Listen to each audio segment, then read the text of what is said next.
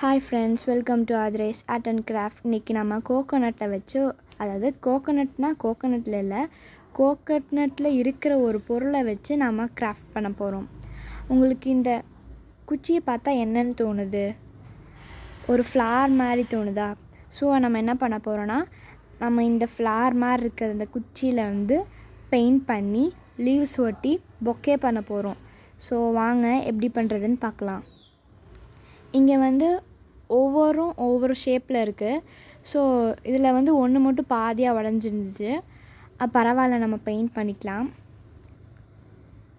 நான் orange colour, blue colour, light க்ரீனும் அப்புறம் கொஞ்சம் டார்க் க்ரீனும் யூஸ் பண்ணியிருந்தேன்.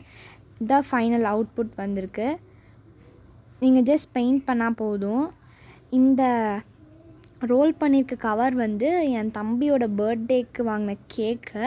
அதில் ஒரு கவர் கொடுத்துருந்தாங்க. ஸோ அந்த கவரில் இருக்க கீழ்பாட்டை கட் பண்ணி ரோல் பண்ணி க்ளூ போட்டு ஒட்டி வச்சுக்கிட்டேன். உங்களுக்கு வேணால் சாட்டன் ரிப்பனை வச்சு நீங்கள் அதை கவர் பண்ணிக்கலாம். என்கிட்ட அது இல்லை. ஸோ நான் கிளிட்டர் பேப்பர் யூஸ் பண்ணி அதை இந்த ஷேப் கட் பண்ணி ஒட்டியிருக்கேன்.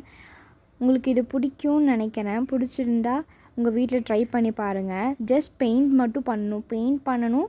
லீவ்ஸை பொறிச்சு அதை மேல் பக்கம் மட்டும் பெயிண்ட் பண்ணி வச்சுக்கோங்க.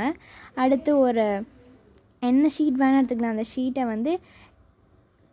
அந்த ஷீட்டை ரோல் பண்ணி இது மேலே கவர் பண்ணணும். அவ்வளோதான். தேங்க்யூ.